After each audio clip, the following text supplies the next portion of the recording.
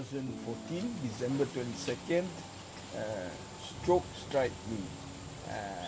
Few days shy of December 25th, which is almost 7 years ago.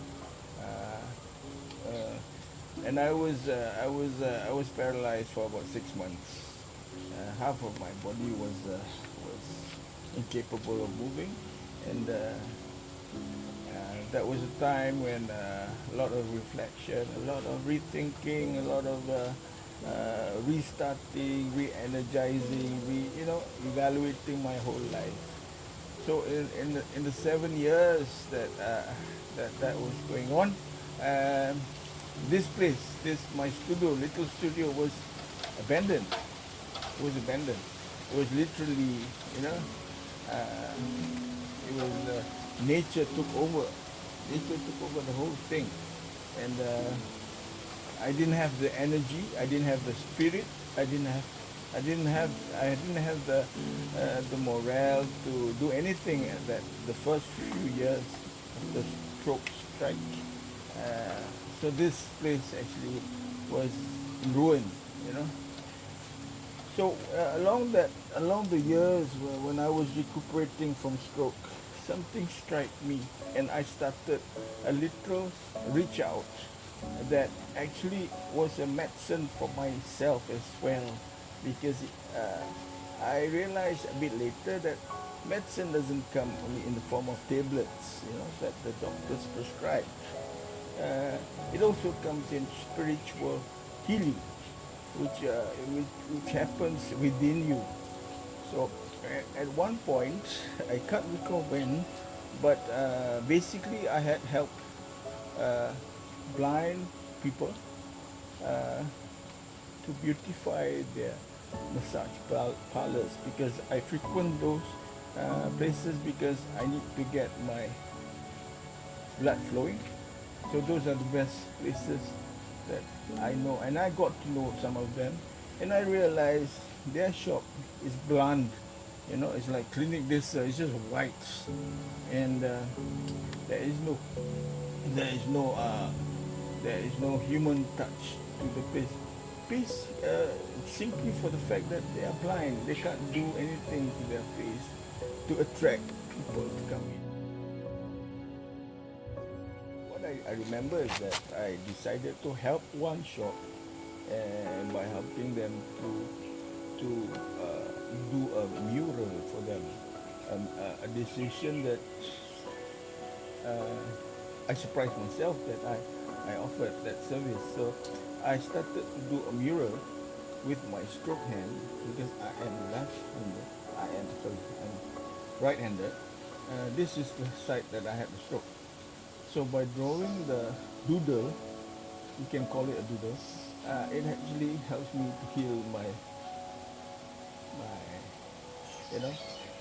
this side of the hand. So what I would normally do in about 3 days, it took me 3 months. It was such a eye-opening mural for me, and also because it is actually the first gesture of reach out that I did to them, and it began a series of other murals at the blind shops, a few of the blind shops in Kuala Lumpur, in KL itself. And the funny thing about doing that mural is that the blinds can't see them. They can't appreciate it, and they did not say thanks to me, which I fully understand. But I realized it is not for them to see.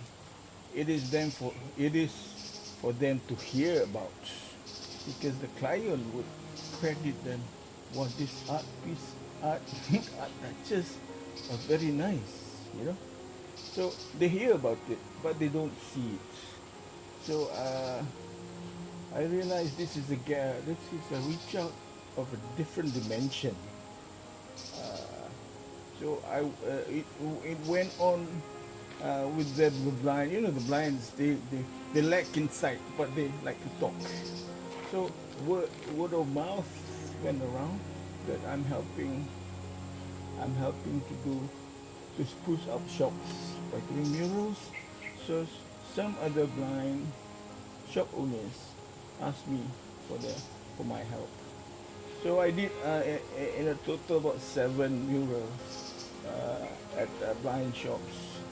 That was the first year of my, reaching out to them. But after that phase of, giving art to them, because I don't charge them, I find the sponsors for them. After getting to know them, they realize that I actually want to help them. And when you know a person, you get to know them wholeheartedly, right down to their families. So I realized that these blind people, they have little children, ranging from the age 10 to 2, because they are of that group of age of parents. And I got to know the children, and I realized that these children are different sort of children because their parents are blind. They grew up tremendously rapid, and they are more matured than children of their own age, of a normal parentage. Because these children help their parents to cross the street at the tender age, at the age of 5. They even know how to order their parents Grab, for example, and they are very small children, and they are put in a position to lead the family. So, but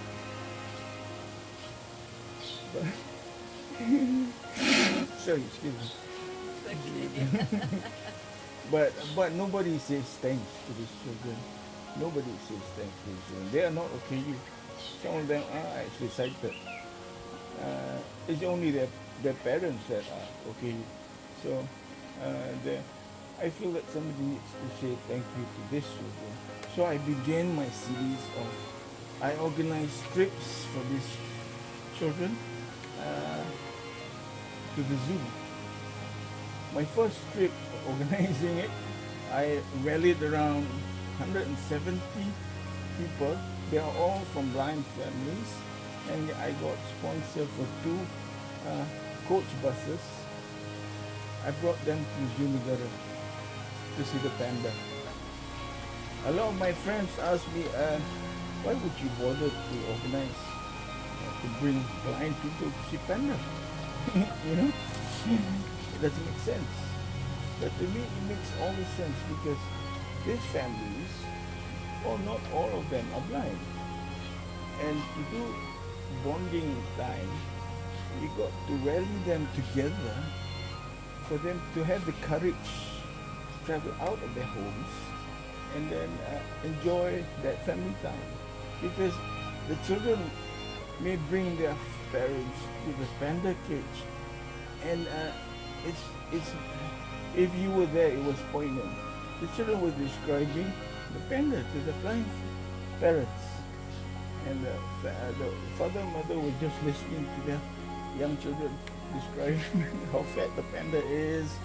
It's only black and white, So I was listening, and I was.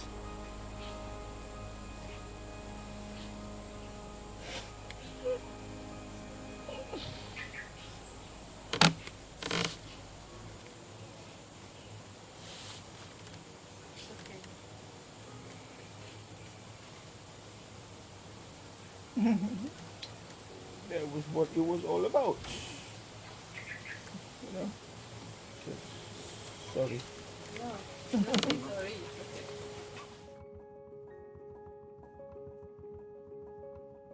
That was the first trip that I did, and that was 6 years ago.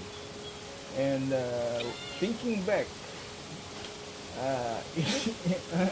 it surprises myself because I did not know how I found that courage to actually rally 120 members of, I think about 50 blind families,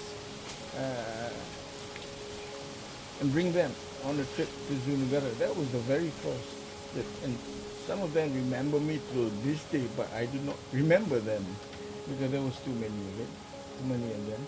But it did not stop there.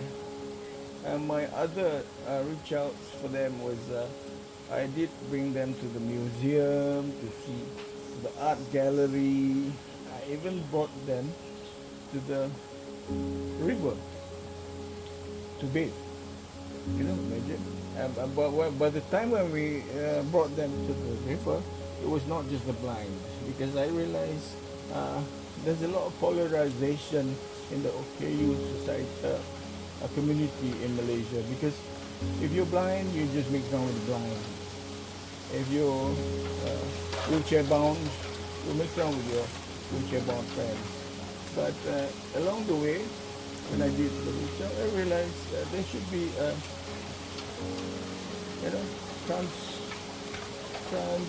communication between all the OKUs, because we are like a tribe. We must stick together, not just because you're one kind of it is sort of a race, you know. If you're blind, you just stick with the blind, and you don't mix with other people. No, that's not correct.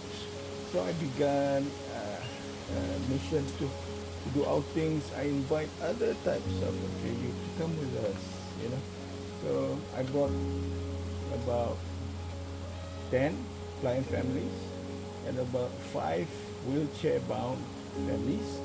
I went to Kelumpang in Tanjung Malay and found a spot which is accessible to the OKU, and then so that they can descend down to the river safely. And I had volunteers to aid them, and I had sponsors at the late Muhammad Khalid's restaurant in Tanjung Malay. He was there.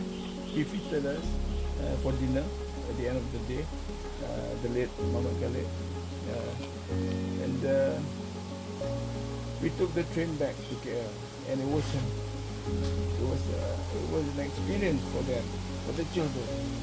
Those are the kind of things that I want to create in them, to create memories, so that they can bring forward into their lives.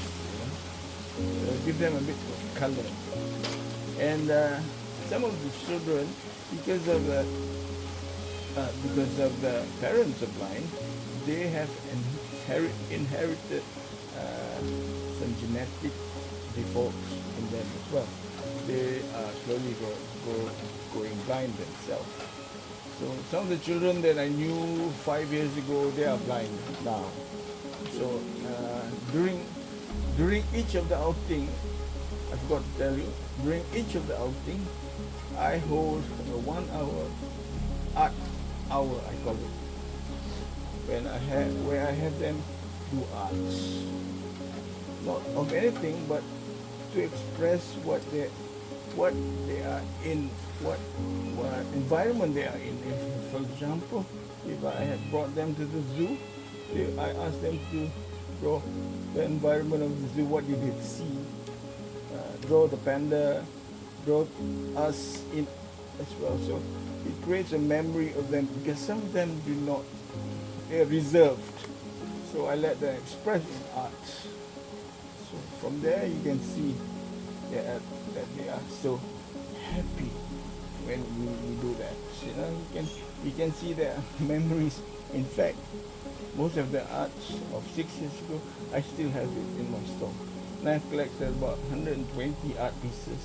Simple, you know, sketches by these children. But they're all grown up now, and some of them are blind. So one of these days, I'm going to exhibit them. They are not for sale. I'm going to invite them and and show to the people that they used to be sighted before.